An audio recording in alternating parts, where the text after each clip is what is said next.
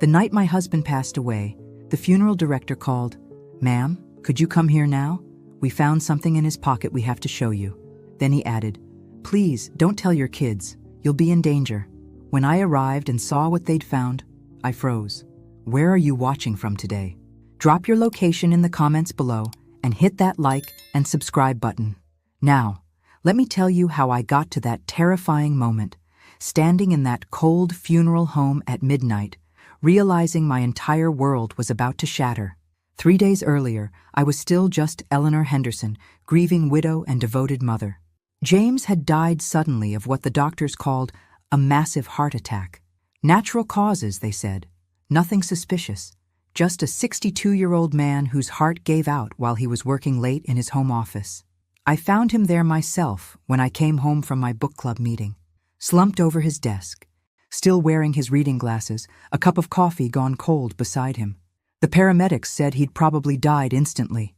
No suffering, they assured me, as if that made losing my husband of 39 years any easier. The funeral arrangements had been a blur of casseroles from neighbors, endless decisions about flowers and music, and my 2 adult children hovering over me like I might break at any moment. David, my oldest at 38, had taken charge with the efficiency of the successful attorney he'd become. Sarah, 35 and a registered nurse, kept trying to press sedatives on me that I didn't want. "Mom, you need to rest," she'd say, holding out little white pills. Grief is exhausting for someone your age. Someone my age, as if 64 was ancient, as if I hadn't been taking care of myself and everyone else for decades. "I'm fine," I'd tell her, the same words I'd been saying since James collapsed, because what else do you say when your world implodes? That you feel like you're drowning? That the house feels too big and too quiet and full of memories that hurt to breathe? David had insisted on handling all the legal paperwork, sweeping in with his briefcase and important phone calls. "Don't worry about any of this, Mom. I'll take care of everything." He'd always been protective, maybe too protective, treating me like I was made of glass ever since his father died. The wake had been standing room only. James had been loved in our small Ohio town, respected for his work as an accountant and his volunteer efforts at the church. People shared stories about his kindness, his integrity, his devotion to family. Salt of the earth, they called him.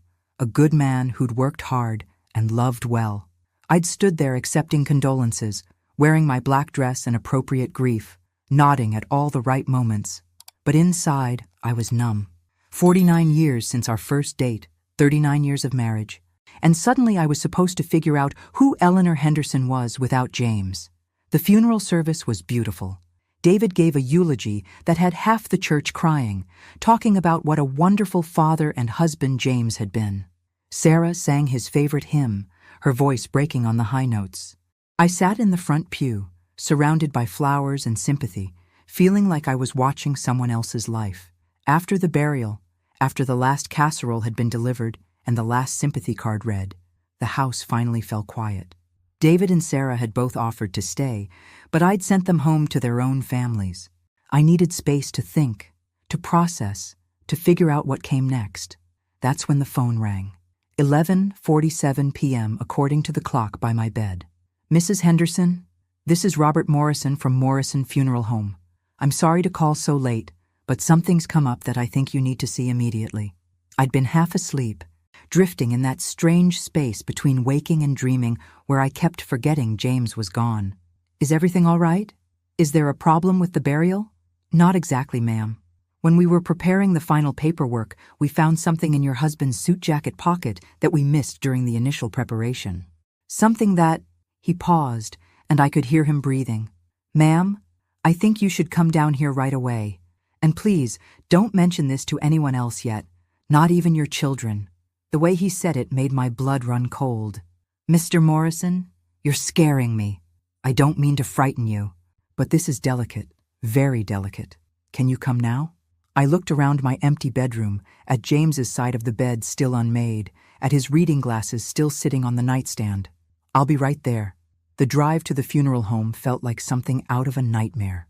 The streets of Cedar Falls were empty, streetlights casting long shadows across the pavement. I kept thinking about Mr. Morrison's voice, the careful way he'd chosen his words. "Don't tell your children. You could be in danger."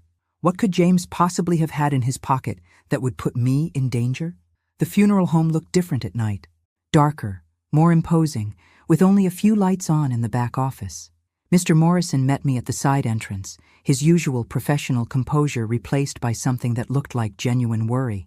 "Thank you for coming, Mrs. Henderson. I know this is unusual, but given what we found..." He led me through a hallway I'd never seen before, past empty viewing rooms and into his private office. On his desk was a small evidence bag containing what looked like a folded piece of paper and a tiny electronic device I didn't recognize. "We found these in the inside pocket of your husband's suit jacket. The pocket was sewn shut from the inside, which is why we missed it initially. Your husband had clearly hidden these items deliberately." I stared at the bag, my heart pounding. "What are they?" Mr. Morrison pulled on latex gloves and carefully removed the items. The paper was actually several papers, folded tightly together. The electronic device was small and rectangular, with a tiny screen. "The device is a digital recorder, Mrs. Henderson.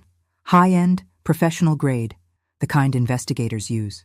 He handed me the papers.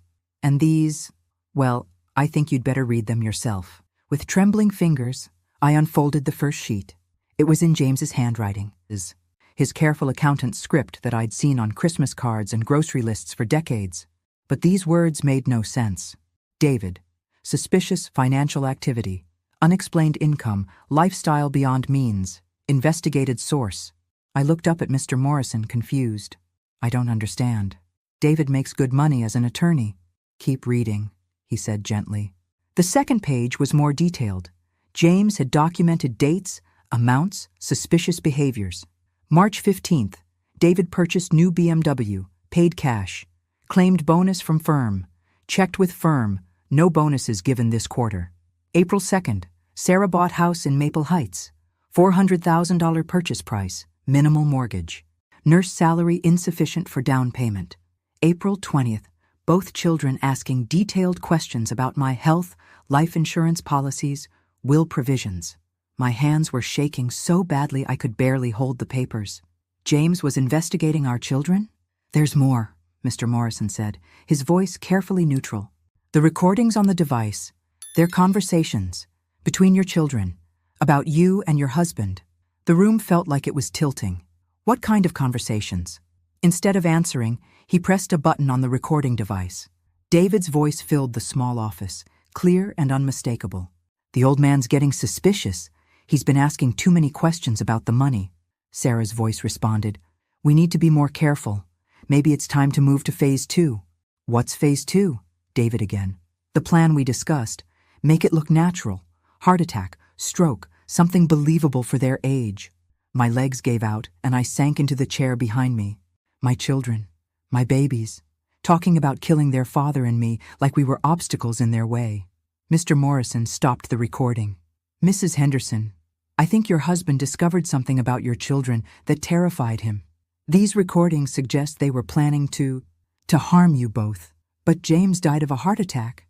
Natural causes." "Did he?" Mr. Morrison's question hung in the air between us. "Mrs. Henderson, your husband was a careful man, methodical. If he hid this evidence, if he was recording your children's conversations, he suspected something terrible." I thought about James's last few weeks. How distracted he'd been, working late in his office with the door closed. How he'd been asking strange questions about my daily routines, who I talked to, where I went. I'd thought he was just being overprotective after his recent cardiac workup. "There's something else," Mr. Morrison said, pulling out another sheet of paper. "Your husband wrote this letter. It's addressed to you." With shaking hands, I opened the letter. James's familiar handwriting blurred through my tears. "My dearest Eleanor, if you're reading this, then something has happened to me and my worst fears have been confirmed. Our children are not who we thought they were. I've been investigating them for months, and what I've discovered breaks my heart. They're involved in something dangerous, something that puts us both at risk. The recordings will tell you everything. Trust no one in our family except yourself. Contact Detective Ray Martinez at the state police. He knows about my investigation. I love you, and I'm sorry I couldn't protect you better. James." Detective Martinez. James had been working with the police. "Mrs. Henderson," Mr. Morrison said carefully, I think your husband's death might not have been as natural as everyone believes. I stared at him, the implications slowly sinking in. You think they killed him? I think your husband thought they were planning to kill him. And now that he's gone, he didn't finish the sentence, but he didn't need to. If my children had killed their father, I was next. My phone buzzed with a text message. From David. Mom, I'm coming over in the morning. We need to discuss some financial matters regarding Dad's estate. For the first time since James died, I felt something other than grief. I felt afraid. I didn't sleep that night. I sat in my kitchen with James's evidence spread across the table, listening to recording after recording of my children casually discussing murder. By dawn, I'd heard enough to know that my husband had died trying to protect me, and now I was alone with two people who saw me as their next victim. The recordings painted a picture so horrific, I kept hoping I'd wake up from a nightmare. David and Sarah had been systematically planning their parents' deaths for over a year. They'd researched methods, studied our routines, and calculated exactly how much money they'd inherit. The life insurance alone is $500,000, Sarah's voice had said on one recording.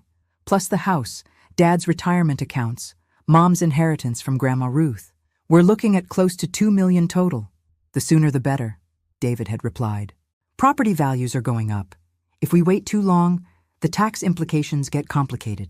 They were talking about murdering their parents like it was a business transaction. The most chilling recording was from just 2 weeks ago. Sarah explaining how she could easily make a heart attack look natural. A small injection of potassium chloride mimics cardiac arrest perfectly.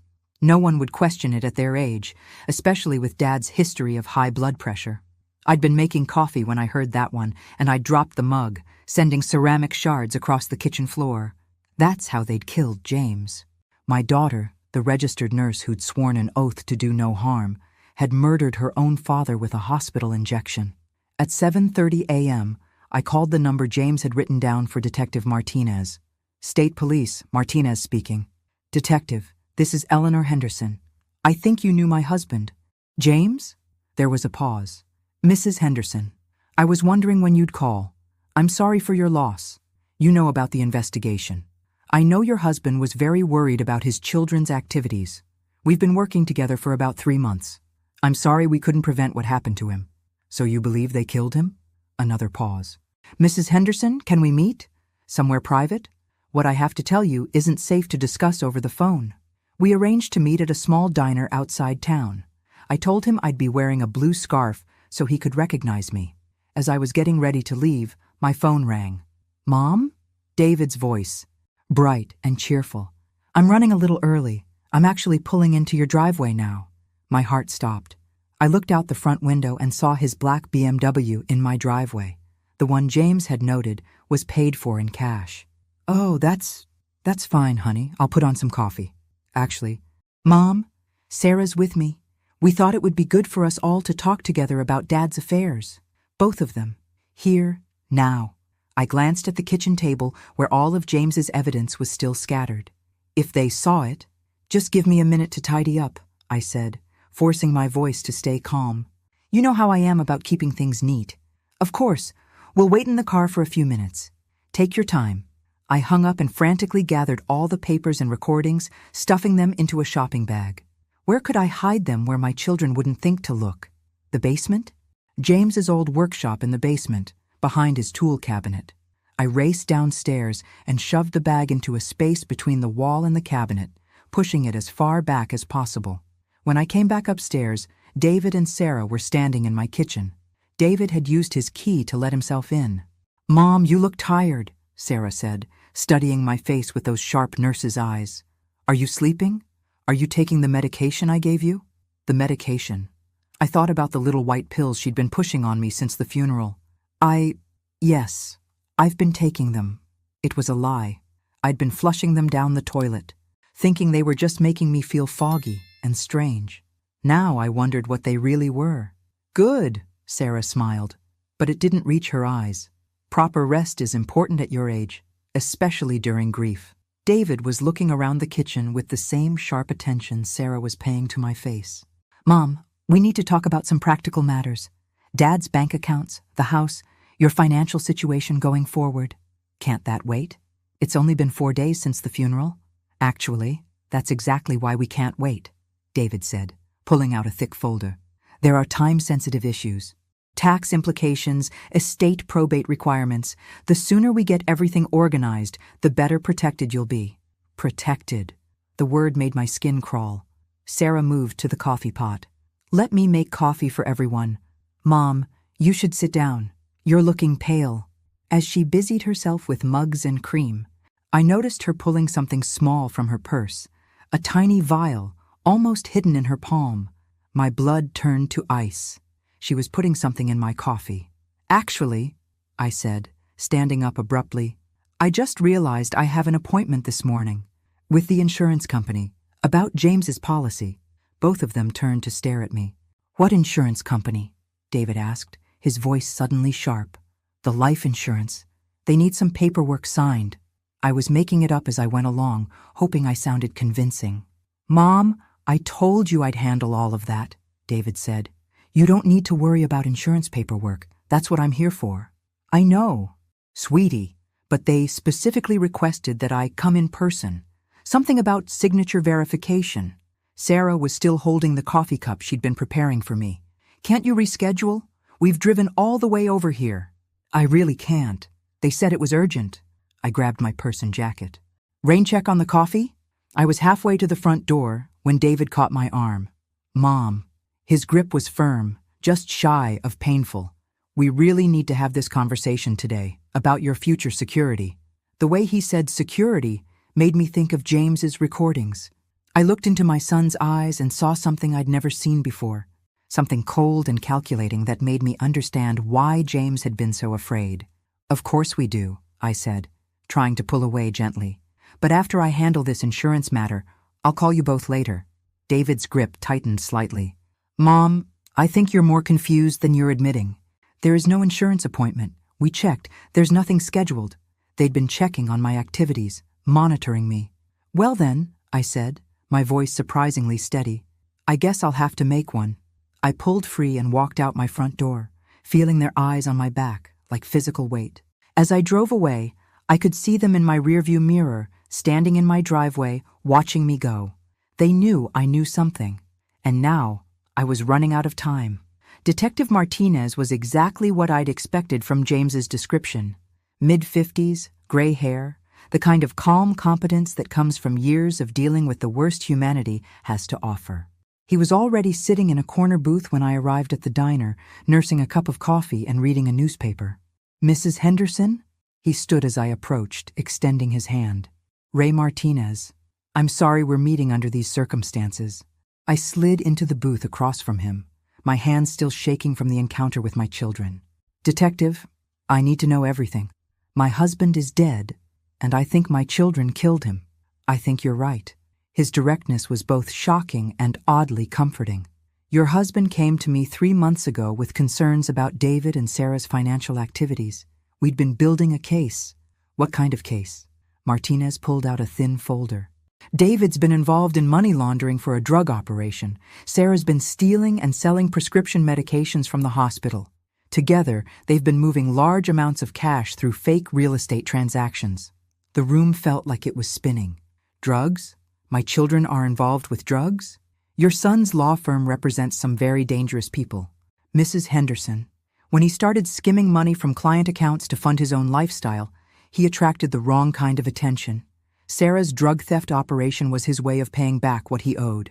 But they're successful. David has a thriving practice. Sarah has a good job.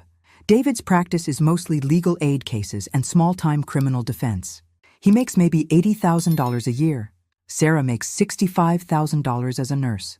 Neither of them could afford their current lifestyles on legitimate income. I thought about the BMW, Sarah's expensive house, the designer clothes I'd noticed at the funeral. How much money are we talking about? David owes his criminal clients close to $200,000. Sarah's drug operation was bringing in about $50,000 a year, but most of that was going to pay interest on David's debt. Martinez leaned forward. Mrs. Henderson, your children weren't just planning to kill you for inheritance money. They were planning to kill you to stay alive. The implication hit me like a physical blow. Their clients would kill them if they couldn't pay? These aren't the kind of people who accept payment plans. Your husband's life insurance and your combined assets would have been enough to clear David's debt and give them both a fresh start. I pulled out my phone and showed him the text David had sent earlier. They're escalating. They tried to drug me this morning.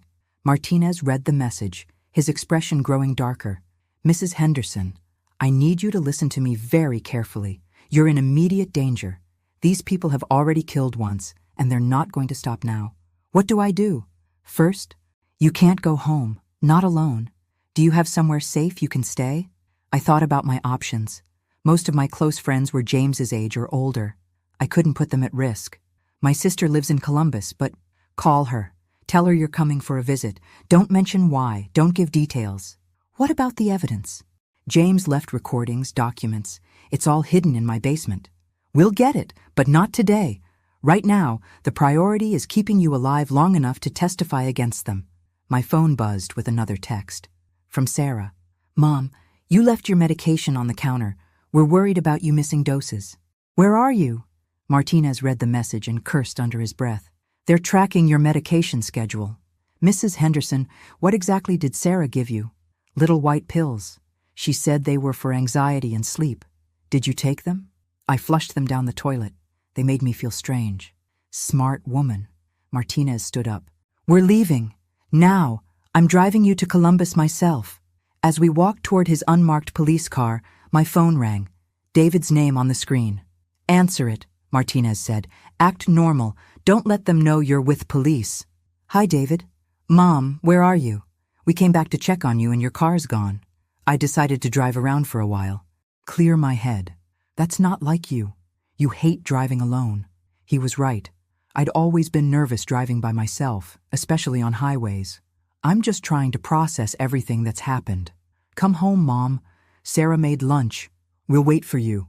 I looked at Martinez, who was shaking his head vigorously. Actually, I think I'm going to visit Ruth for a few days.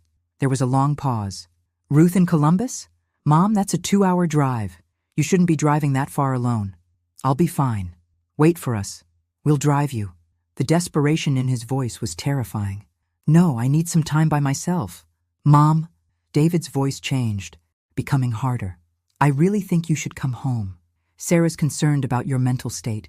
The grief might be affecting your judgment. My mental state. Sarah's medical expertise. They were already building a case for having me declared incompetent. I have to go, David. I'll call you when I get to Ruth's. Mom, don't hang up. We need to talk about... I ended the call and immediately turned off the phone. Good, Martinez said as we got into his car. But they're going to escalate now. Desperate people make desperate choices. As we pulled out of the diner parking lot, I saw a black BMW turning into the entrance behind us. They followed me, I whispered. Martinez checked his rearview mirror and accelerated. Hold on, Mrs. Henderson. We're about to find out exactly how far your children are willing to go. The BMW was gaining on us, and I realized this quiet Sunday morning was about to become a lot more dangerous. The chase lasted 20 minutes and felt like a lifetime. Martinez drove with the practiced skill of someone who'd done this before, taking back roads and side streets I didn't even know existed. The BMW stayed with us for most of it, David driving with a recklessness that terrified me.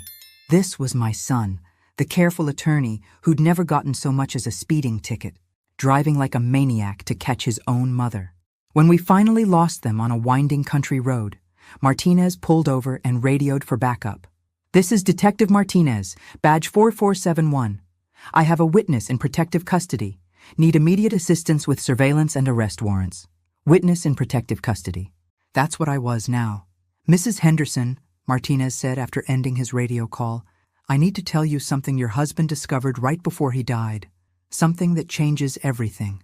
I was staring out the back window, still looking for the BMW. What now? Your children weren't just planning to kill you for the inheritance money. They already had a buyer lined up for your house. A buyer? But the house isn't even in probate yet. David had power of attorney documents drawn up, forged your signature, and put the house on the market 3 days before your husband died. Martinez pulled out another file. James found the real estate listing online. That's when he knew they were planning to move immediately after your death. The house where I'd raised my children, where James and I had built our life together, was already being sold. While I was grieving at his funeral, they were planning to cash in on my murder. Detective, How could they forge my signature on legal documents? David's an attorney. He knows that's illegal. Your son stopped caring about legal a long time ago, Mrs. Henderson. When you're stealing from drug dealers, forgery is the least of your concerns. My phone buzzed again. I'd turned it back on despite Martinez's advice, needing to see what my children were doing. Text from Sarah. Mom, we're really worried. David thinks you might be having some kind of breakdown. We've contacted Dr. Williams about having you evaluated. Dr. Williams was my primary care physician, the one who'd been treating James's blood pressure. Sarah knew him professionally from the hospital. They're going to have me declared mentally incompetent, I said, showing Martinez the text. Not if we arrest them first. He started the car again. But Mrs. Henderson, I need those recordings your husband made. That's the evidence we need to prove premeditation. They're in my basement, hidden behind James's tool cabinet. We'll get them tonight. I'm calling in a team. As we drove toward Columbus, Martinez filled in more details of James's investigation. My husband had been far more thorough than I'd realized. He'd documented financial transactions, photographed suspicious meetings, even followed David to several locations where money changed hands. Your husband was braver than he knew, Martinez said. The people your son owes money to don't hesitate to kill witnesses. Is that why they killed James? To stop his investigation? Partly, but also because they needed the life insurance money immediately. David's creditors were getting impatient. The thought of James dying alone in his office, betrayed by the children he'd loved and provided for, made me sick. Detective, I want them to pay for what they did. All of it. They will. But first we need to keep you alive long enough to testify. When we reached my sister Ruth's house in Columbus, Martinez insisted on checking the entire property before he'd let me go inside. Ruth, bless her, took one look at my face and asked no questions, simply pulled me into a hug and promised I could stay as long as needed. That evening, as I sat in Ruth's guest room trying to process everything that had happened, Martinez called with an update.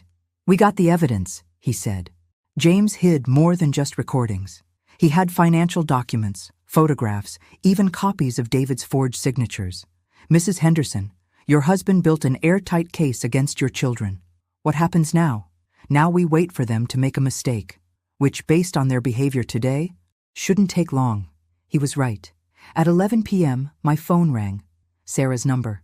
Mom, thank God. Where are you? We've been searching everywhere. I'm safe, Sarah. Mom, you're scaring us. This isn't like you, running off without explanation.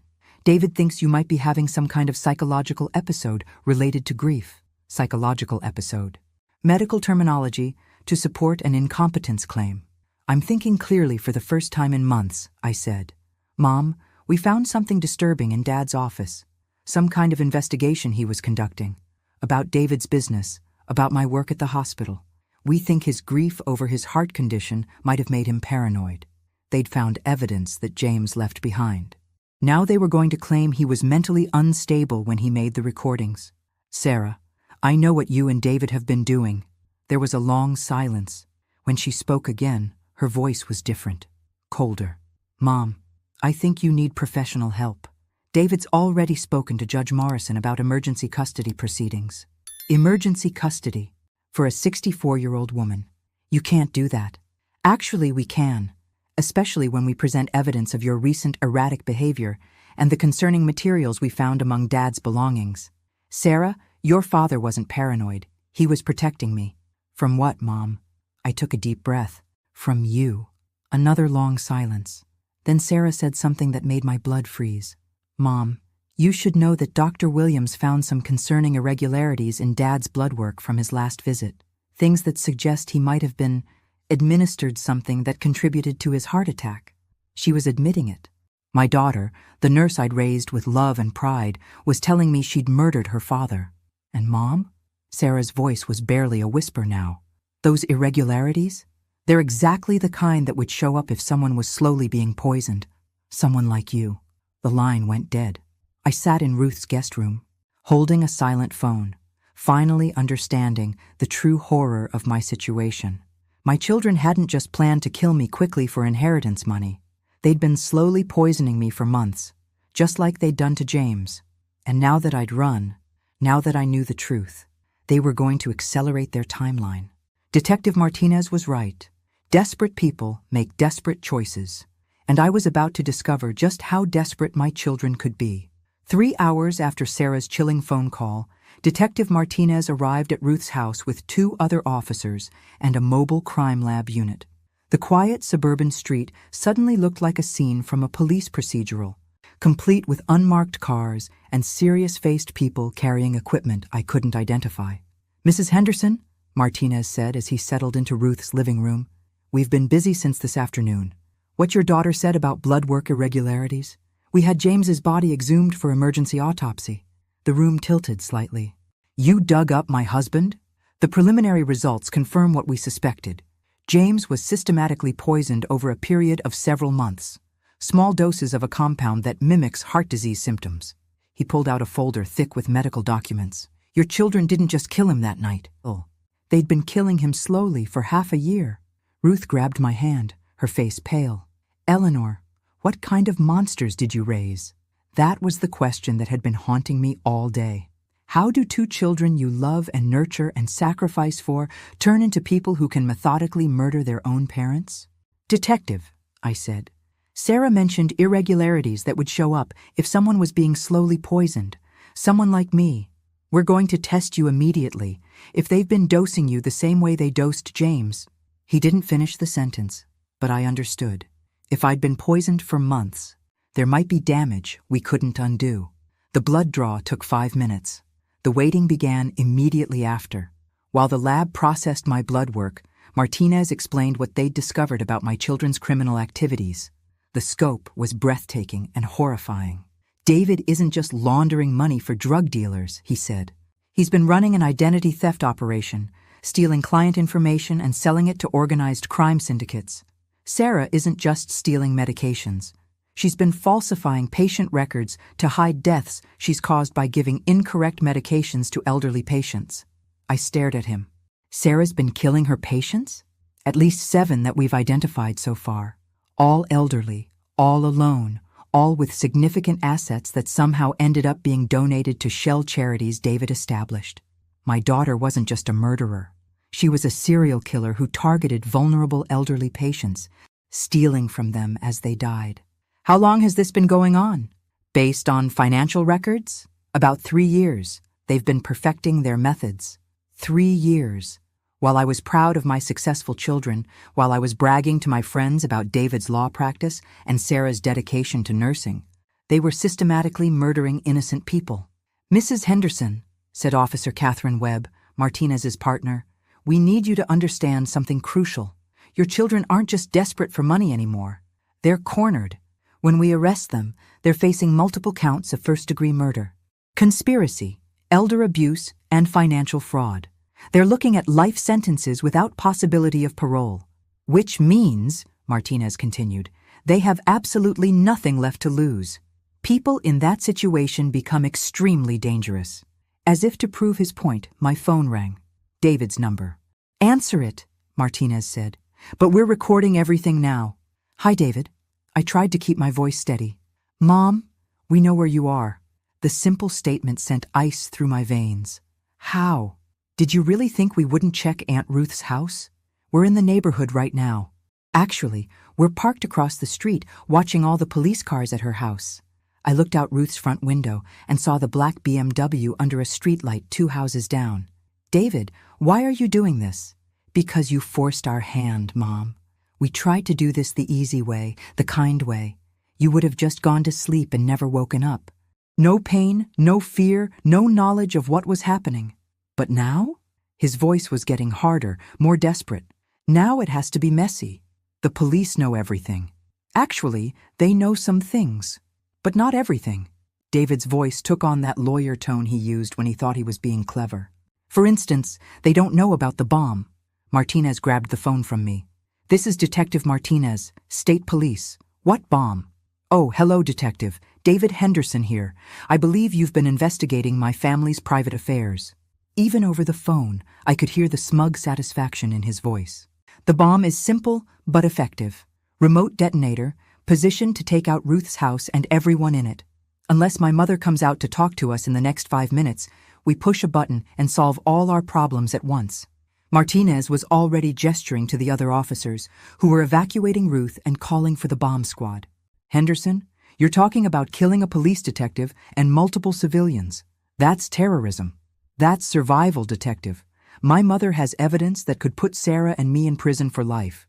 You have evidence that could put us in prison for life. Removing all of that evidence and all the witnesses seems like good strategy. I grabbed the phone back. David, think about what you're saying. You're talking about murdering your aunt, murdering police officers, murdering me. Mom, we murdered Dad 6 months ago. We've been murdering you slowly for 4 months. We've murdered 7 innocent people in Sarah's hospital. At this point, a few more deaths just expedite our retirement plan. 4 months. They'd been poisoning me for 4 months, slowly destroying my health while I trusted them to take care of me in my grief. Why? The word came out as barely a whisper. Because you and Dad have everything we need, and you're too old to enjoy it anyway. Because we're young and smart and deserve better than waiting around for you to die naturally. David's voice was matter-of-fact, as if he were explaining a business decision. Because we can. The line went dead. Martinez was shouting orders to evacuate the surrounding houses. The bomb squad was en route. Sharpshooters were taking positions. And I was standing in my sister's living room, finally understanding that the children I'd raised had become monsters capable of anything. Mrs. Henderson, Officer Webb said, we need to get you out of here immediately. But as we headed toward the back door, an explosion rocked the house. Not the big explosion David had threatened, but something smaller. Precise. The power went out. The phones went dead. And in the darkness, I heard Sarah's voice coming from somewhere inside the house. Hello, Mother. Surprise. In the chaos that followed, I learned something about myself I'd never known before.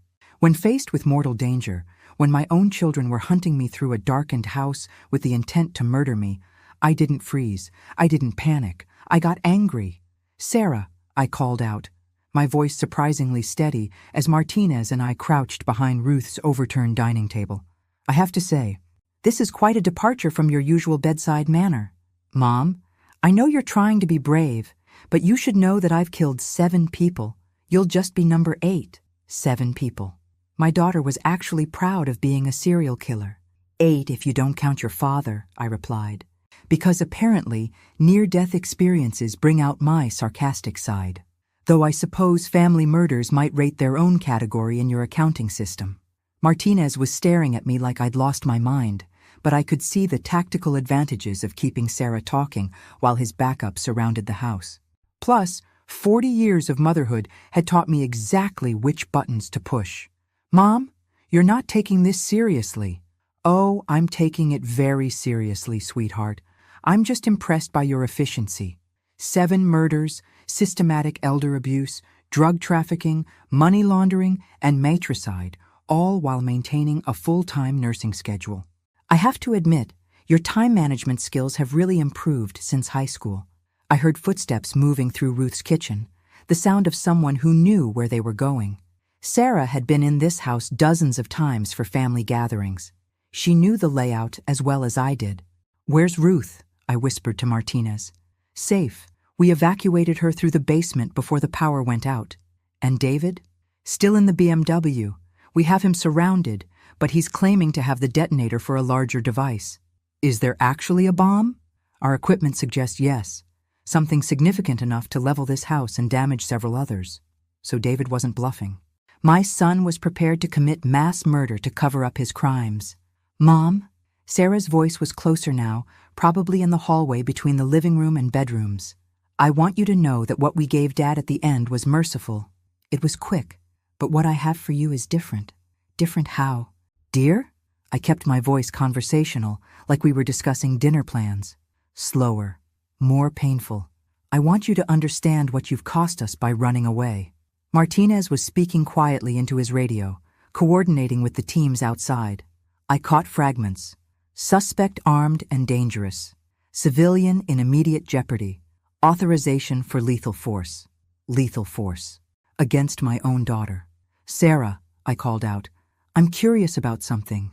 When did you decide I needed to die? Was it before or after you killed your first patient? There was a pause. Then, Mrs. Patterson was an accident. She reminded me of you, actually. Stubborn, interfering, asking too many questions about her medications. Mrs. Patterson. I knew that name. She'd been Ruth's neighbor before moving to the senior center where Sarah worked. So you've been practicing your murder techniques on helpless elderly people for 3 years, and I'm just your final exam? You're my masterpiece, Mom. Everything I learned from the others, I perfected for you. The casual pride in her voice was more terrifying than any threat. This wasn't my daughter anymore. This was someone who had transformed herself into a predator, and I was just her latest prey. But I was also Eleanor Henderson, and I'd raised 2 children who turned out to be sociopaths. If anyone was qualified to handle entitled, manipulative behavior, it was me. Sarah, honey, I hate to break this to you, but your masterpiece has some serious flaws. What do you mean? Well, for starters, you're trapped in a house surrounded by police officers with high-powered rifles. Your brother is sitting in a car that's probably surrounded by even more police officers.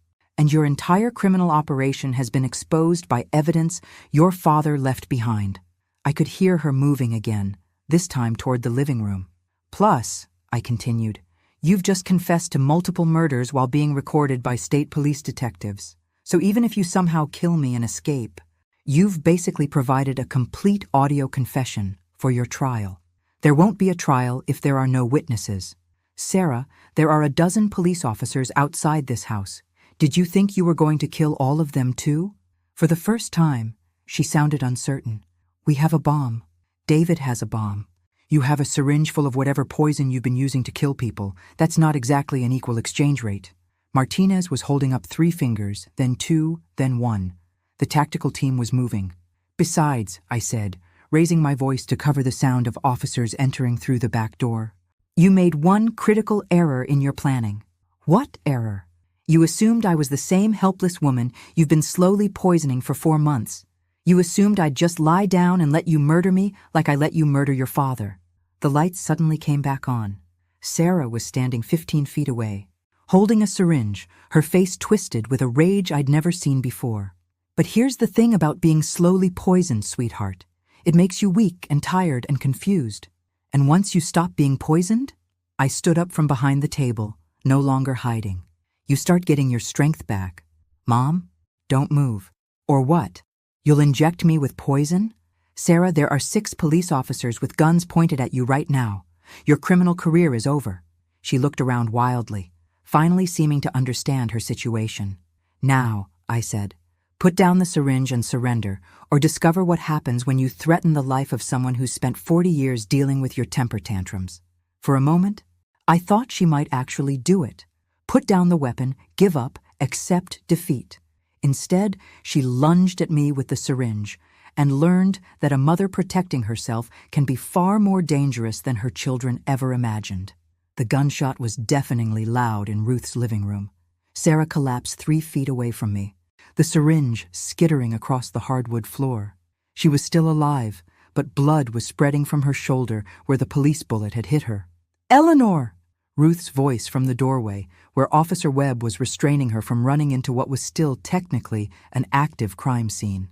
I'm okay, I called back, though I wasn't entirely sure that was true. Watching your own child get shot by police, even when they're trying to murder you, does something to your internal equilibrium that I'm not sure has a name. Sarah was crying, but not from pain, from rage, even wounded and caught. She was furious that her plan had failed. This isn't over, she gasped as the paramedics worked on her shoulder. David still has the detonator. You're all going to die anyway. Martinez was kneeling beside her, reading her rights while the medical team stabilized her for transport. Sarah Henderson, you're under arrest for attempted murder, conspiracy to commit murder, elder abuse. The list went on for 2 full minutes. While the medics worked on Sarah, my phone rang. David again. Answer it, Martinez said. Let's see how he reacts to his sister being shot. Hi, David. Sarah's been arrested. I heard the gunshot. His voice was eerily calm. I assume she's dead? No, she's wounded. She'll live to stand trial. Pity. Well, it doesn't matter. Phase 2 is still operational. Phase 2? The bomb, Mother. I told you we had contingency plans. Through Ruth's front window, I could see the BMW still parked across the street, surrounded by police vehicles. David was sitting calmly in the driver's seat, holding what looked like a cell phone. "David," I said, "let me understand this. You're prepared to blow up an entire neighborhood, killing innocent families, just to cover up your crimes?" "I'm prepared to eliminate witnesses and evidence. The neighborhood casualties are unfortunate but necessary." Necessary. My son was planning mass murder and calling it necessary. How big is this bomb, David? Big enough to level 6 houses and damage a dozen others. Big enough to ensure that any evidence your father collected, any recordings he made, any witnesses who might testify against us, all cease to exist. Martinez was frantically coordinating with the bomb squad, who were trying to approach the BMW without triggering a detonation. "David, there are children in these houses, innocent families who have nothing to do with our situation. Collateral damage, Mom. It's unfortunate, but Sarah and I have worked too hard building our operation to let one suspicious old man and his nosy wife destroy everything." One suspicious old man. He was talking about James, his own father, like he'd been an inconvenience rather than the man who'd raised and loved him. "How long have you been planning this? The murders, the poisoning, all of it?" 3 years of active planning. But honestly, I've been thinking about it since college. Do you know how frustrating it is to watch your parents sit on a fortune while you're struggling with student loans and entry-level jobs? So you've been planning to murder us since you were 25? I've been planning to inherit what should rightfully be mine. Yes, you and Dad are old. You've had your lives. Sarah and I are young, with decades ahead of us. It makes logical sense for the wealth to transfer to the people who can actually use it. The casual way he discussed murdering his parents was more chilling than Sarah's rage had been. At least Sarah had shown emotion. David was talking about double patricide like it was a business merger. "David, your father left you both substantial amounts in his will. You would have inherited everything eventually. Eventually isn't good enough when you owe dangerous people $200,000 and they're threatening to break your legs. So this is all about gambling debts? This is about survival and opportunity. The gambling debts were just the catalyst that moved up our timeline." Martinez was gesturing for me to keep David talking while the tactical teams moved into position. "What happens now, David? Let's say you detonate this bomb and kill dozens of innocent people. Then what? You think you'll just drive away and start a new life somewhere?" "Actually, yes. Sarah and I have new identities prepared, offshore accounts established, and a very nice little house in Costa Rica that doesn't extradite to the United States. They'd been planning their escape as carefully as they'd planned their murders. 3 years of preparation for this moment. You've thought of everything. We're not amateurs, Mom. We're professionals. Professional murderers. My children had become professional murderers." "David," I said, "I want you to know something before you push that button." "What's that?" "Your father was proud of you. Even when he discovered what you were doing, even when he was building a case against you, he told Detective Martinez that he hoped he was wrong about you. He hoped you'd prove him wrong and choose to be the good man he'd tried to raise." For the first time, David's voice wavered slightly. "Dad was naive. Dad was heartbroken. He loved you and Sarah more than his own life, and you repaid that love by murdering him. We did what we had to do." "No, David, you did what you wanted to do. You chose money over family. You chose greed over love. You chose to become killers rather than decent human beings. Are you finished with the guilt trip, Mom? Because I really do need to detonate this device before the bomb squad figures out how to disarm it." I looked out the window at my son, sitting calmly in his car, ready to commit mass murder to protect himself from the consequences of his choices. "Actually, David, I have one more thing to tell you. Make it quick. Your father's evidence, the recordings and documents you're so worried about, they're not in this house." There was a long pause. "What do you mean?" "I mean James was smarter than you gave him credit for. He left copies of everything with Detective Martinez, with his attorney, and with the FBI. Killing me won't destroy the evidence. It'll just add mass murder to the charges you're already facing." Another pause, longer this time. "You're lying." "Am I?" "David, you're a lawyer. Do you really think your father would keep the only copies of evidence this important in one location?" Through the window, I could see David's confident posture starting to change. For the first time, he looked uncertain. "Besides," I continued, "there's something else you don't know." "What?" "Your father didn't just record your conversations about killing us. He recorded your conversations about your other victims. The elderly patient Sarah murdered, the clients you stole from, the drug dealers you're laundering money for. Even if you kill every witness in this neighborhood, the FBI has everything they need to dismantle your entire operation. The silence stretched on for almost a minute. Finally, David spoke, and for the first time since this nightmare began, he sounded like the little boy I'd raised instead of the monster he'd become. Mom, I'm scared. And despite everything he'd done, despite everything he'd planned to do, my heart broke a little for the child he used to be. I know you are, sweetheart, but it's time to stop running. What happened next will stay with me for the rest of my life. David Henderson, my eldest son, the little boy who used to bring me dandelions and tell me they were bouquets of sunshine, sat in his BMW across from his aunt's house and made a choice that defined who he really was. He could have surrendered. He could have put down the detonator, stepped out of the car, and accepted responsibility for his crimes. Instead, he chose to take as many innocent people with him as possible. I'm sorry, Mom, he said into the phone, and I heard the click of a button being pressed, but nothing happened. No explosion, no destruction. Just David sitting in his car, pressing the detonator button over and over while nothing happened. What? David's voice was confused, panicked. It should have worked. The device was armed. The signal should have... Detective Martinez took the phone from me. David Henderson, this is Detective Martinez. Your bomb was disarmed 6 hours ago. That's impossible. Son, did you really think we'd let you sit with a live explosive device for this long? Our bomb squad has been working on your device since before we even found your sister in the house. I could see David through the window, his face going pale as the realization hit him. But how did you know about the bomb? Because your father told us about it.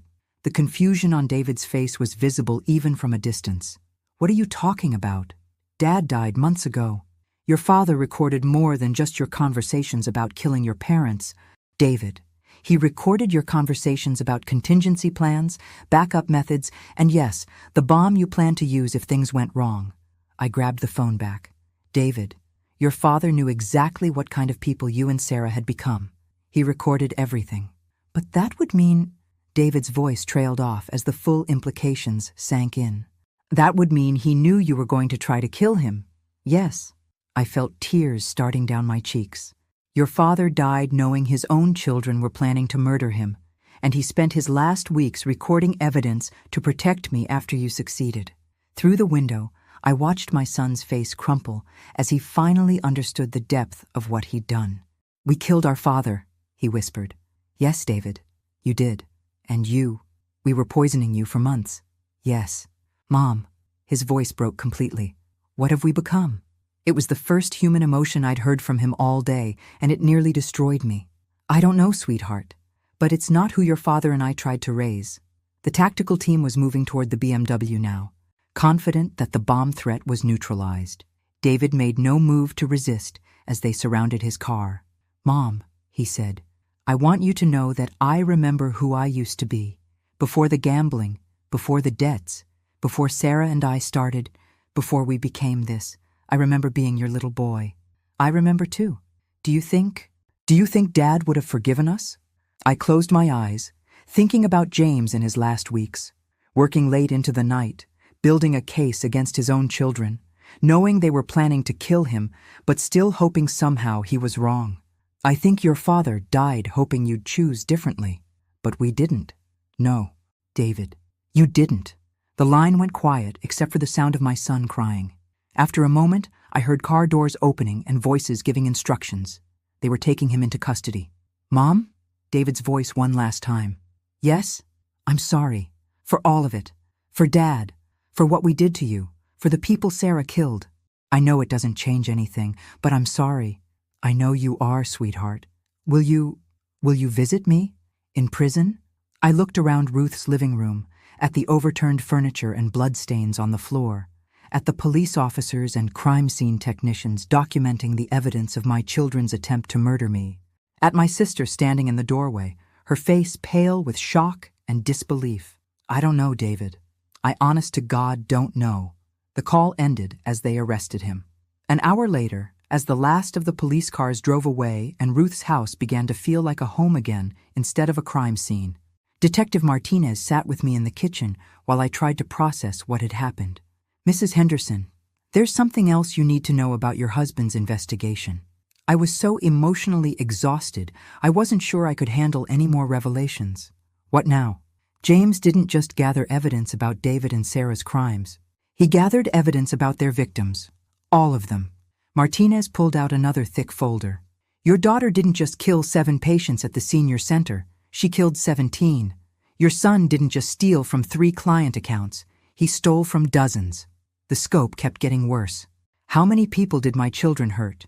Based on your husband's documentation, Sarah's victims number at least 23. David's financial crimes affected over 40 families. Martinez looked at me with something that might have been admiration. Mrs. Henderson, your husband built cases that will put away not just your children, but an entire network of criminals they were working with. An entire network? The drug dealers David laundered money for. The identity theft ring Sarah was selling patient information to. The corrupt officials who were taking bribes to look the other way. He closed the folder. James Henderson may have started investigating his own children, but he ended up exposing a criminal organization that's been operating in this state for over a decade. My husband, the quiet accountant who worried about our budget and read mystery novels in his spare time, had brought down an entire criminal network. Detective, can I ask you something? Of course. In your professional opinion, what would have happened if James hadn't discovered what David and Sarah were doing? If he hadn't recorded their conversations and gathered all this evidence? Martinez was quiet for a long moment. Mrs. Henderson, based on what we know about their methods and timeline, you'd have died 6 months ago.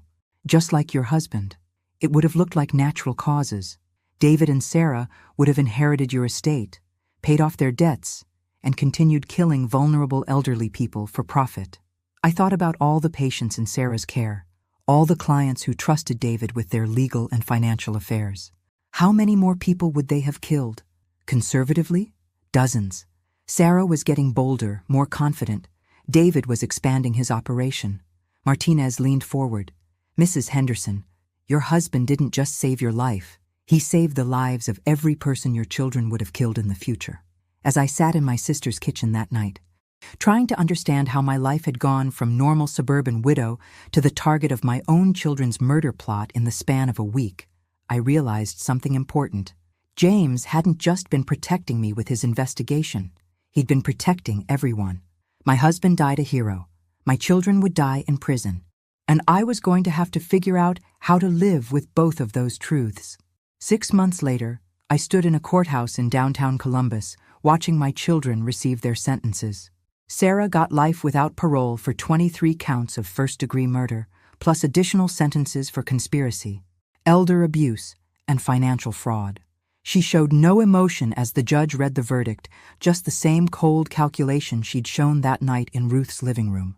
David got life without parole for conspiracy to commit murder, plus 40 years for financial crimes and racketeering. When the judge asked if he had anything to say before sentencing, he looked directly at me and said, "I'm sorry, Mom." I nodded. It was the best I could manage. The trial had been a media sensation. The Henderson Horror, the newspapers called it. Children of greed. The family that killed for money. Every day brought new revelations about the scope of their crimes. New victims coming forward. New evidence of just how far David and Sarah had fallen from the children I'd raised.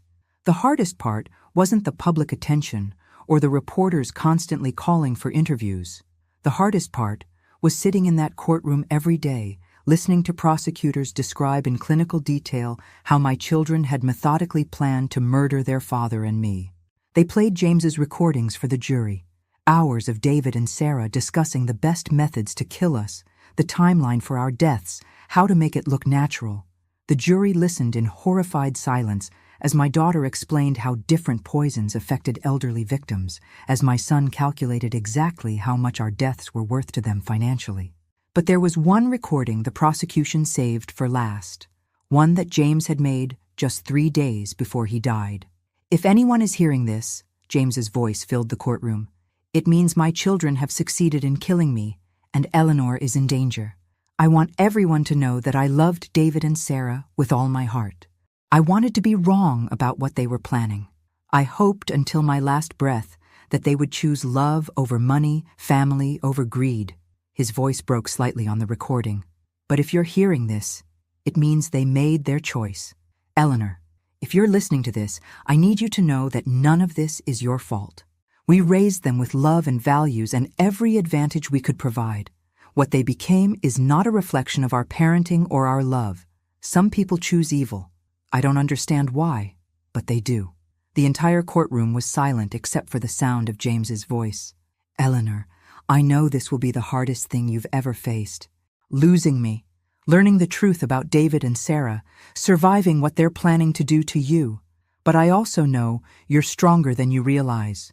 You're going to survive this, and you're going to rebuild, and you're going to find a way to be happy again.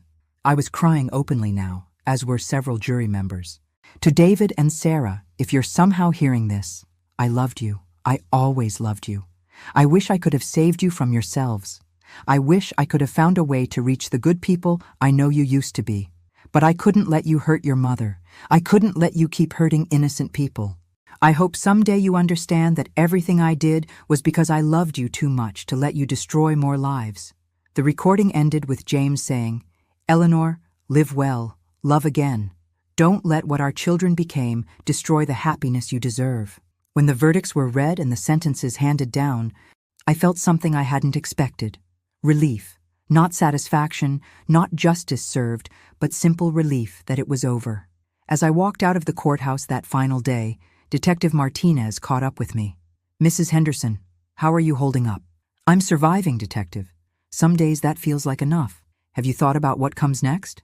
I had been thinking about that a lot lately. The house in Cedar Falls held too many memories, too much pain. Ruth had been urging me to move to Columbus, to start fresh, somewhere new. Actually, I said, I think I'm going to travel.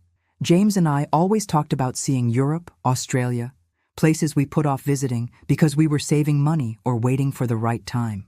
That sounds wonderful. Detective, can I ask you something? In your experience, do people really change? I mean fundamentally, at their core? Martinez considered the question carefully. I think people reveal who they really are when they're under pressure. Your children revealed themselves to be capable of terrible things. But Mrs. Henderson, you revealed yourself to be capable of incredible courage and strength. He was right. 6 months ago, I'd been a grieving widow who let her children make decisions for her, who trusted them completely despite warning signs I should have seen. Now I was someone who'd survived a murder attempt, testified against her own children, and was planning to see the world. James had been right. I was stronger than I'd realized. 3 weeks later, I was sitting in a cafe in Paris, watching people hurry past on the sidewalk, when my phone rang. Unknown number. Hello? Mrs. Henderson? This is Lisa Morgan from the Victim Rights Coalition. We've been following your case, and we wondered if you'd be interested in speaking to other families who've been victims of elder abuse. I sipped my coffee and watched a young couple share a pastry at the table next to mine. They reminded me of James and me when we were young, full of hopes and dreams and the belief that love could conquer anything. Mrs. Morgan, I appreciate the offer, but I'm not sure I'm ready for that.